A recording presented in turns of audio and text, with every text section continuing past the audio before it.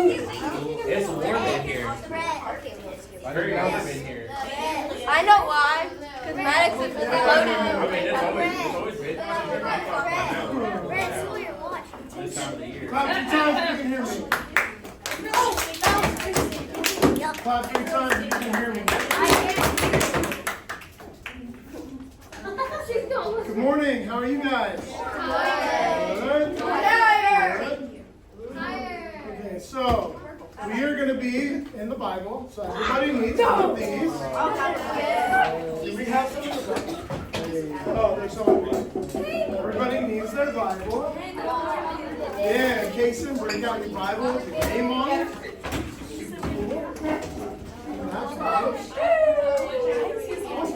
We're going to be in Genesis chapter 39. Why are we always in Genesis? Are you sure it's 39? I have 29. No. Hey, I forgot. We are going to be in chapter 39. Oh, 30. Really? Oh, there. I opened my Bible. So we are doing Genesis. So first book of the Bible. As soon as you open it up, Genesis, first book. Chapter 39. Big 3, big 9. Yes, ma'am. You got it? Awesome. She was raising her hand to respectfully know she has it. Wow. What a concept.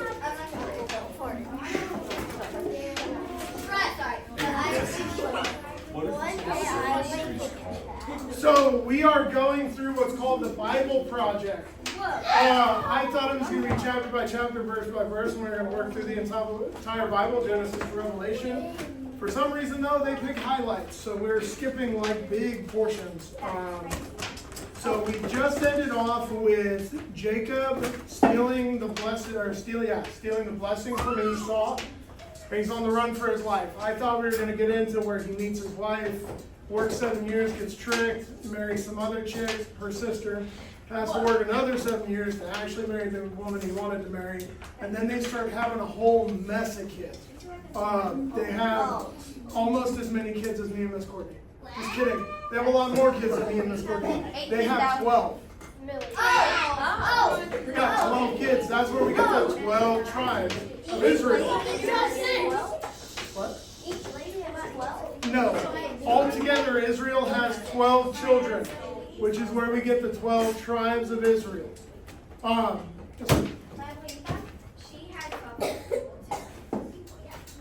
Kids? Kids? There you go. 12 people? Weird way to put that. My grandma had 12 people as well. Okay, so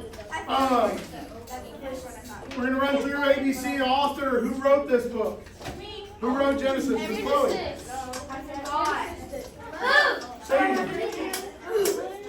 the Holy Spirit inspired, for sure. Jesus didn't write Genesis. Like Miss Jeffrey. Miss Jeffrey. What? Mr. Jeffrey, sorry. Moses, correct. How many books did Moses write? The first 5.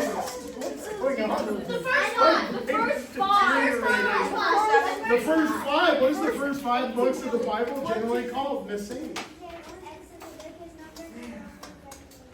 Okay, the first 5. What is it generally called? What do we call that group? I forgot.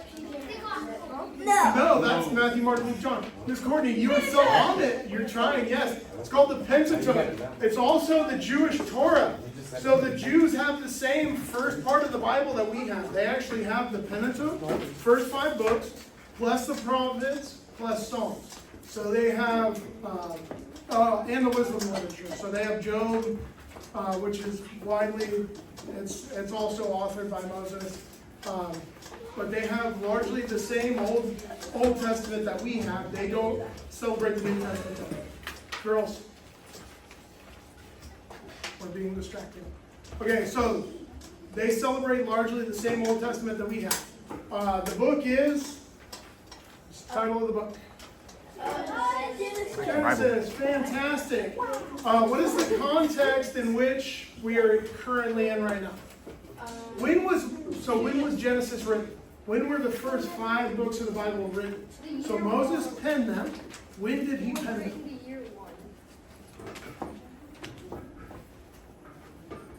I'll give you a hint. He had a long time to write them.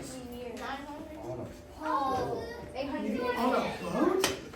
What? No, he had a long time to write them. Oh my God. A long stretch of time. What was he doing for a long stretch of time? Riding a boat. Where? In the desert. That's right. He wrote the first 5 books of the Bible when he was wandering the desert with the children of Israel for 40 years. Right? A long time to write a book. He wrote 5. Okay, so in here we're going to start with, so this is Joseph and Potiphar's house. I want to recon this a little bit, and I want to give you a little backstory on Joseph. So, Israel had 12 kids. The last kid he had was Benjamin, but before Benjamin, who did Rachel have? Yes, ma'am. Rachel had 2 children. I think it's just 2. It is just 2, right? Okay. You don't know? Okay, Rachel had 2 kids. Who'd she have? I gave you a hint. What does his name start with? J. Joseph. Joseph! Whoever said Joseph. What about the next one? She has Joseph and starts with a B. Bo? Benjamin. She had Joseph and Benjamin. Okay, she died, guys, she died in childbirth with Benjamin. So it's super sad. And so for this reason, right, Joseph was the first child she had. And so Joseph was Israel's favorite. Right? Unfortunately, parents aren't supposed to have favorites. He made it pretty obvious he loved Joseph more than everybody else. Because he was the child from the wife from whom he loved. So he married Leah, and he married Rachel, and he had, each one of them had a handmaiden that he lied with also to have more kids. But out of all of them, no, his mother died. Rachel died in childbirth. So out of all the women that he was in a relationship with, he loved Rachel the most. He made that clear. And so when Rachel had Joseph, he showed, and it was very obvious to his brothers, that he loved Joseph more than everybody else. So Joseph, that's fine, I can find my place if it flips. So Joseph followed in his father's footsteps as far as being faithful to the Lord, offering sacrifices, celebrating the things that his father celebrated, right? Following after the God that his father followed after, that Isaac followed after, that Abraham followed after, right? The God of the Jewish people, our God. So with that, God gave Joseph visions, right? He would lie down and he would have dreams. And these dreams were prophetic dreams. And he would wake up in the morning and, like an annoying little brother, when everyone's sitting around eating their bowl of cereal, he'd be like, guess what? I had a dream and you all fell down and worshiped me. And I was risen above everybody else. And so for this, God was showing what would ultimately happen, right? But in the moment, his brothers just felt like, you're an idiot. Like, your dad's favorite, we get it. You don't have to hold it over our heads. So there grew enmity. Guys, there grew enmity between them and Joseph. That means hatred or jealousy, right? They didn't like Joseph's position in the household. They got very upset with it. And so they started to harbor that in their heart. And eventually it culminated to one day, his brothers were out in the field. Dad hadn't seen them for a while because they were shepherds. It's not uncommon that they would be gone for a couple days. Because you're moving the flock around, you're allowing them to graze, you're allowing them to get water. You might just end up sleeping in the countryside some night. Right? You build a little portable pen out of sticks and whatever else. Make sure the sheep are all together and you guys sleep around the outside. The shepherds would keep the flock together at night. And they would just kind of move around. Well, it had been a little longer than Israel had expected it to be. And so he sent Joseph out. He said, go find your brothers, see where they're at. So he goes out, finds his brothers, and his brothers see him coming up from a way off, right? Before this, he had done some other things. He tattled on them one time. They were out swimming when they should have been watching the flock, and he ran home. Dad, Dad, Dad, guess what, guess what, guess what? And so they got in trouble for that. So they're sitting out in the field, they see Joseph coming up, and they start to hatch a plan. They've harbored this sin of hatred in their heart for so long that now the plan comes into the physical. Right? What was mental, what was spiritual has now become physical. They start discussing, we need to get rid of Joseph. I mean, if He's ruining our life. Dad gave him that super baller coat, right? He has the coat of many colors, which it's just expensive. His dad had a bunch of fabric, really expensive fabric, sewed it together and made him really cool on the tunic. So they hatched this plan. We're going to kill our brother. oh, But first, they capture him, right? They lure him into a trap. He falls down in a big hole. And then they're sitting there and they're discussing how they're going to kill him. The oldest brother, oh man, and I'm going off of memory here, so hopefully I'm not wrong. The oldest brother, Judah, says, wait, let's not be hasty. Let's not kill him. Let's think about this for a while. And so they see a caravan coming by of slavers, right? Judah went away to go do something. He said, hey, don't murder him while I'm gone. Whatever you do, just don't kill him. He's got to go do something. So he goes away. While the other brothers are sitting around, they see slavers coming through the desert, a caravan of slave traders, and they're wares, so they have slaves with them. And so they say, instead of killing him, so that's not on our conscience, let's sell him into slavery. It'll get him away from us, and then we don't have to feel guilty about killing our brother. So they sell Joseph off. They strip his coat off him, they sell him off, and then they take his coat, they rip it up, they douse it with blood. This is Judah after the fact. He comes up and says, what have you guys done? And they tell him, so he hatches this plan, cuts the rope apart, dips it in blood, and says, hey, they take it back to Israel and say, your most loved son was torn apart by animals. There's nothing we could do, we got there too late, this is all that's left. So, Joseph is sold into slavery. He's taken into Egypt. He's bought by the governor there, Potiphar. And then he starts working in Potiphar's house. And that's where we're going to pick up in 39. A lot of backstory to get to this.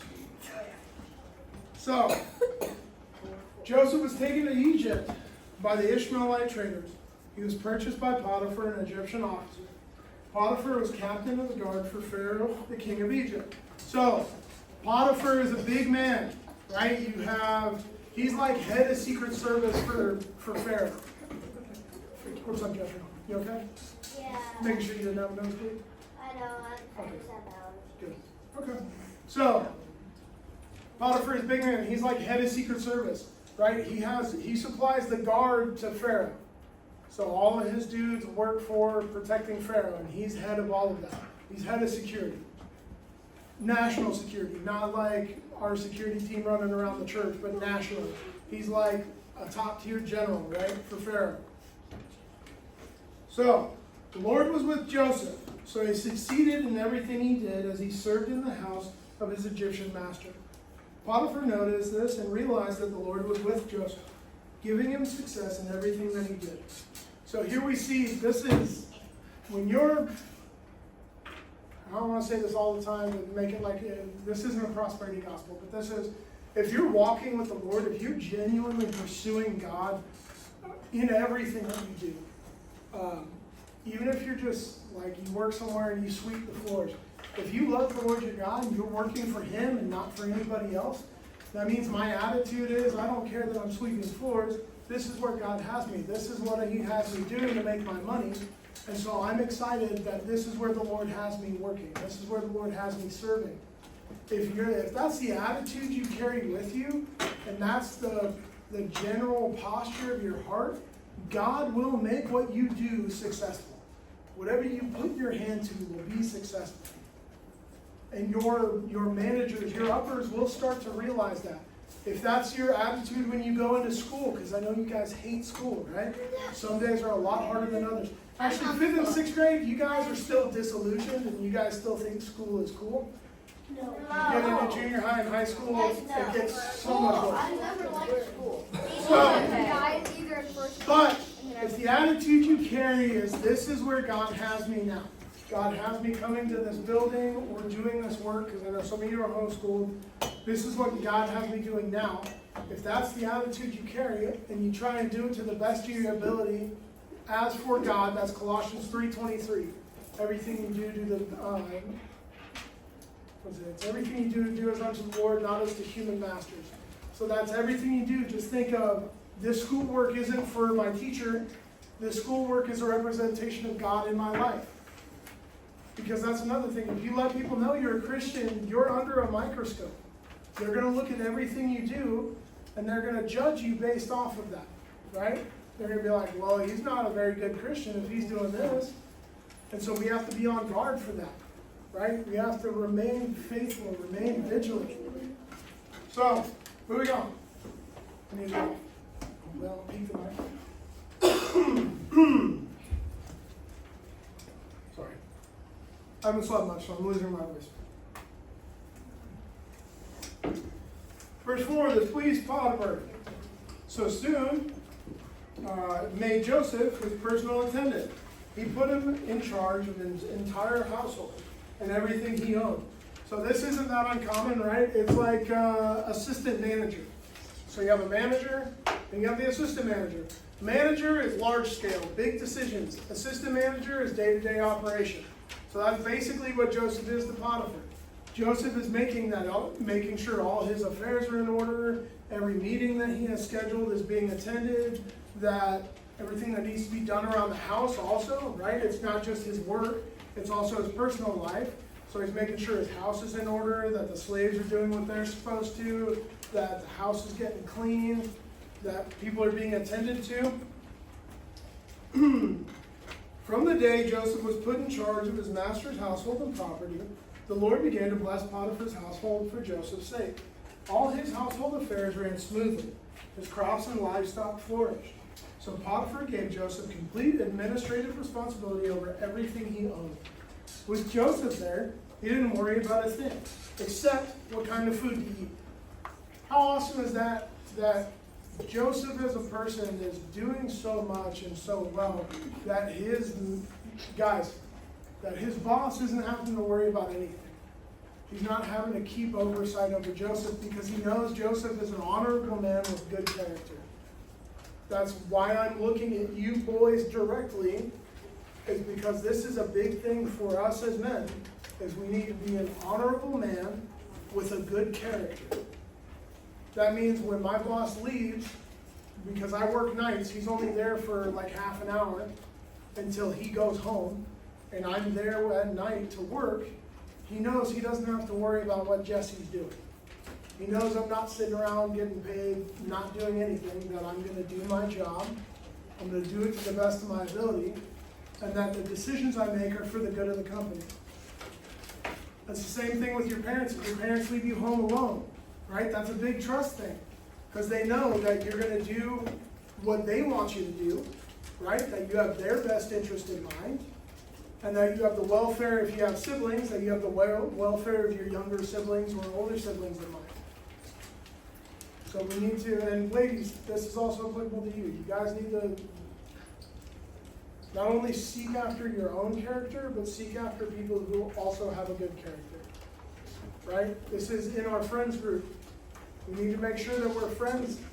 Kason, Jace, we need to make sure that we're friends with people who also have a good character. All right, girls, put the papers down. Y'all are driving me nuts with those. Okay. Joseph was very handsome and well-built young man, and Potiphar's wife soon began to look at him lustfully. "Come and sleep with me," she demanded. But Joseph refused. "Look," he told her, "my master trusts me with everything in his entire household. No one here has more authority than I do. He has held back nothing from me except you, because you are his wife. How can I do such a wicked thing? It would be a great sin against God." I love that that is his one concern. It's not that it's going to hurt Potiphar's feelings, or not that it's going to whatever. It's that this would be a great sin against God. That's his first and foremost word, is he wants to remain in good standing and good service with the Lord. And so that's what he's concerned with.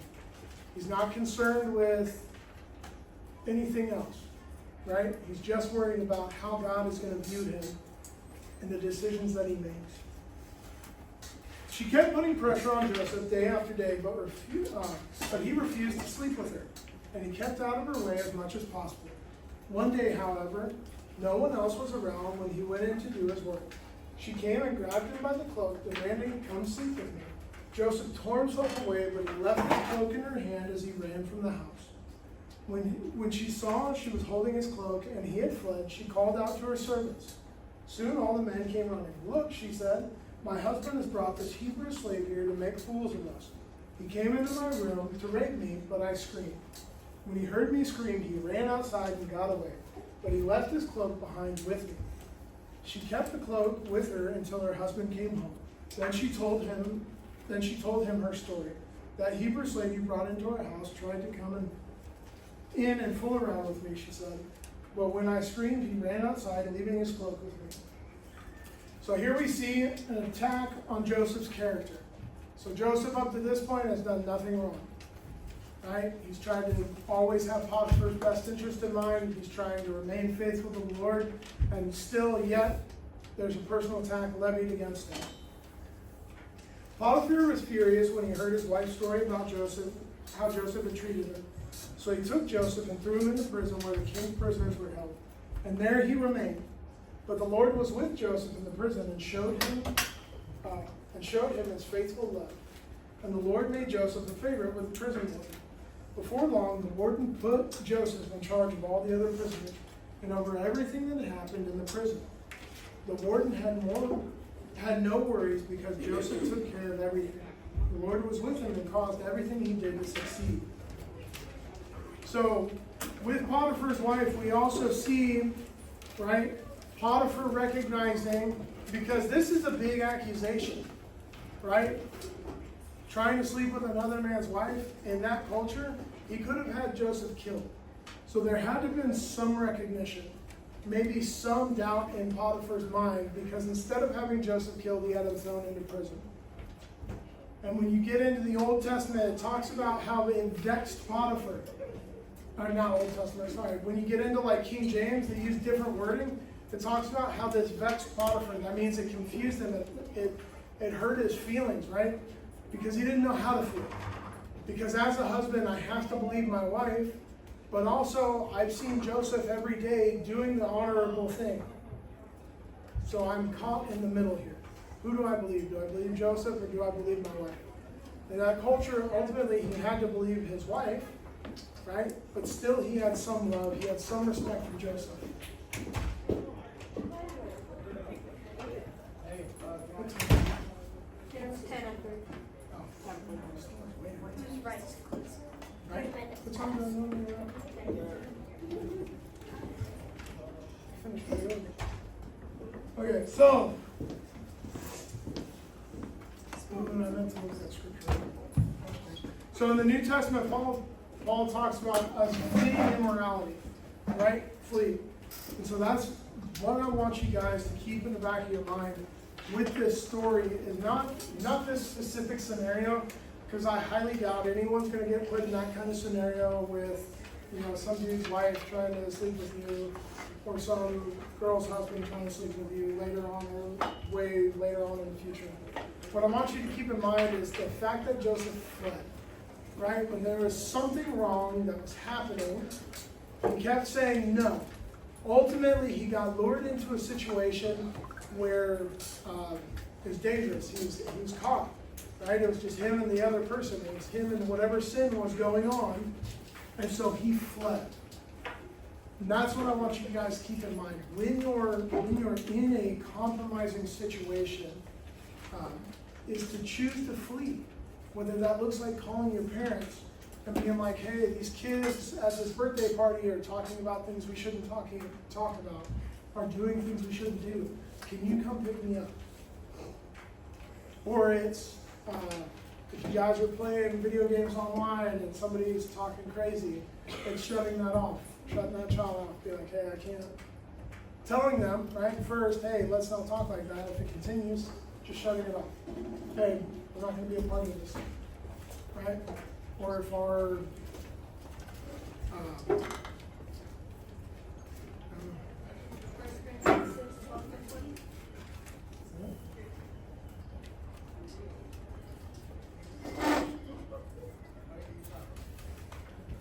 Thank you.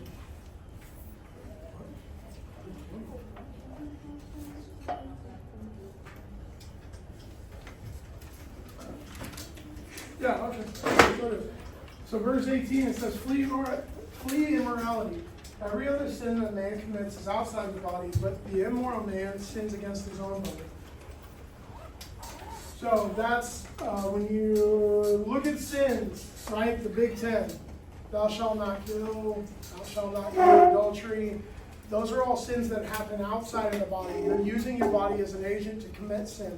Immorality is the corruption of your mind. So it's taking in those things we shouldn't take in. Like I know right now Disney Plus released Deadpool versus Wolverine. I'm going to tell you all are way too young to be watching that. I know my kids are bugging trying to watch it. Deadpool is not an appropriate movie. It is a very immoral movie. And that's just trash that you're putting into your brain. As a dude who's 34 years old, who's put plenty of trash in his mind, I need to tell you it is not worth it. Taking in that content because it sticks with you forever. Right? Your mind takes a snapshot of that moment and it'll carry it with you forever. Yes, Mr. Casey? I'm not even allowed to watch Guardians of the Galaxy. That's okay. So we need to choose not to engage in that, right? We need to flee immorality, as Paul said. Just like Joseph did when he fled Potiphar's wife. And we need to choose instead the things of God. So in those moments, right, I'm sure as Joseph's running away from Potiphar's wife, or every time Potiphar's wife is coming after him, right, as he's leaving, he's praying to God. That's me filling in scripture. It doesn't say that, and so don't just take that with a grain of salt. That's thus saith Jesse. But that's, like me and Miss Courtney, we went to Lone Star Rally, and on our ride home, we were on the motorcycle, it started raining like crazy. And we get home, and Courtney told me that she was praying for us the entire time. Right? She could have given into fear, and she could have given into anxiety, and she could have lost sight that God is in control of everything, and she could have chose instead to be afraid of everything. But in that moment, she chose God. She chose, hey, I'm going to use this time, and I'm going to pray over my husband and myself. I'm going to pray a hedge of protection over this, because I know God is in control, and I know He can and will protect us. All right, so we are going to break in small groups. I have questions that I need to send to Maddox. Do you want me to send them? Are they worded over there? Sometimes there's some big words. I mean, it's 10:07, so we don't have time for one or two, maybe.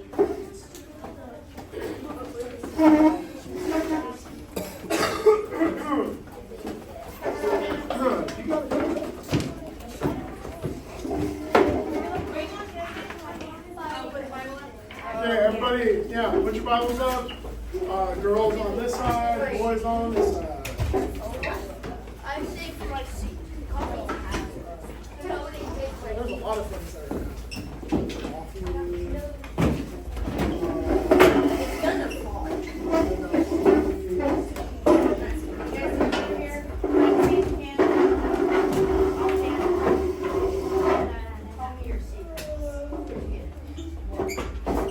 Brent, you guys good? Your stools right here. So right here.